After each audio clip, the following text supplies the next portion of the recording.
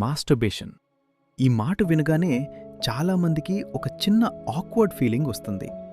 మాట్లాడకూడని విషయం అనిపిస్తుంది. కానీ నిజం ఏంటంటే ఇది మన జీవితంలో సహజంగా ఎదురయ్యే ఒక టాపిక్. మరి ప్రశ్న ఏంటంటే, మాస్టర్బేషన్ రైటా రాంగా? ముందుగా ఒక విషయం క్లియర్ చేసుకుందాం. మాస్టర్బేషన్ అనేది కొత్తగా కనిపెట్టిన విషయం కాదు. ఇది ఈ తరం విషయం కూడా కాదు. శతాబ్దాలుగా మనుషుల జీవితంలో ఉన్న ఒక న్యాచురల్ బిహేవియర్. కానీ మన సొసైటీలో దీనిపై మాట్లాడడం తప్పైపోయింది. అందుకే కన్ఫ్యూజన్. డాక్టర్స్, సైకాలజిస్ట్స్ ఏమంటారంటే, మాస్టర్బేషన్ ఇట్సెల్ఫ్ రాంగ్ కాదు, ఇది ఒక వ్యక్తిగత చాయిస్. మన శరీరం ఎలా పనిచేస్తుంది, మన ఎమోషన్స్ ఎలా రెస్పాండ్ అవుతాయి అనేదాన్ని అర్థం చేసుకునే ఒక మార్గం. చాలామంది భయపడేదేంటంటే, ఇది హెల్త్కి హామ్ చేస్తుందా అని. నార్మల్గా అడిక్షన్ లేకుండా చేస్తే మాస్టర్బేషన్ వల్ల సీరియస్ ఫిజికల్ డ్యామేజ్ లేదు అని మెడికల్ రీసెర్చ్ చెప్తుంది. దీనివల్ల స్ట్రెస్ తగ్గడం, బెటర్ స్లీప్, సెక్సువల్ అవేర్నెస్ లాంటి బెనిఫిట్స్ కూడా ఉంటాయంటారు. కానీ ఇక్కడ ఒక ఇంపార్టెంట్ పాయింట్ ఉంది. ఏదైనా ఎక్కువ చేస్తే అన్నింటికీ ప్రమాదమే. మాస్టర్బేషన్ కూడా అంతే. ఒకవేళ అది అడిక్షన్గా మారితే, డైలీ రొటీన్ డిస్టర్బ్ అయితే, వర్క్, రిలేషన్షిప్స్, సెల్ఫ్ రెస్పెక్ట్ మీద ఇంపాక్ట్ పడితే అప్పుడు ప్రాబ్లం అవుతుంది. అప్పుడు అది రైట్ కాదనే చెప్పాలి. ఇంకో పెద్ద కన్ఫ్యూషన్ మొరాలిటీ. ఇది పాపమా, ఇది తప్పా అని చాలామంది అడుగుతారు. మోరల్ రైట్ ఆర్ రాంగ్ అనేది చాలా వరకు బిలీఫ్ సిస్టమ్ మీద ఆధారపడి ఉంటుంది. రిలీజియన్, కల్చర్ ఇవన్నీ మన థింకింగ్ని షేప్ చేస్తాయి. అందుకే ఒకరికి రాంగ్ అనిపిస్తుంది, ఇంకొకరికి నార్మల్గా అనిపిస్తుంది.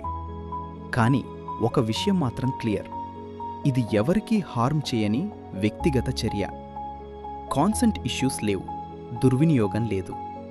అలా చూస్తే సొసైటీకి డైరెక్ట్ డ్యామేజ్ చేసే పని కాదు. అయితే ఒక డేంజర్ ఉంది. అదే ఎక్సెసివ్ పార్న్ కన్సంప్షన్. చాలామంది మాస్టర్బేషన్ని పార్న్తో కనెక్ట్ చేస్తారు. పార్న్ రియాలిటీ కాదు, అది అన్రియలిస్టిక్ ఎక్స్పెక్టేషన్స్ క్రియేట్ చేస్తుంది. రిలేషన్షిప్స్లో సాటిస్ఫాక్షన్ లేకపోవటం, పెర్ఫార్మెన్స్ యాంగ్జైటీ, ఇమోషనల్ డిస్కనెక్ట్ లాంటి ప్రాబ్లమ్స్ రావచ్చు. ఇక్కడే బ్యాలెన్స్ అవసరం. అడల్ట్స్ ఒక ఆనెస్ట్ క్వశ్చన్ వేసుకోవాలి. నేను ఇది కంట్రోల్లో చేస్తున్నానా? ఇది నా లైఫ్ క్వాలిటీని ఇంప్రూవ్ చేస్తుందా లేదా స్పాయిల్ చేస్తుందా? జవాబు ఇంప్రూవ్ చేస్తుంది అంటే గిల్ట్ అవసరం లేదు. స్పాయిల్ చేస్తుంది అంటే పాజ్ తీసుకోవాలి. సెల్ఫ్ కంట్రోల్ నేర్చుకోవాలి. అవసరమైతే కౌన్సిలర్ లేదా థెరపిస్ట్ హెల్ప్ తీసుకోవడం వీక్నెస్ కాదు. ఇంకో విషయం, మ్యారేజ్ అయ్యాక కూడా చాలామంది గిల్ట్ ఫీల్ అవుతారు.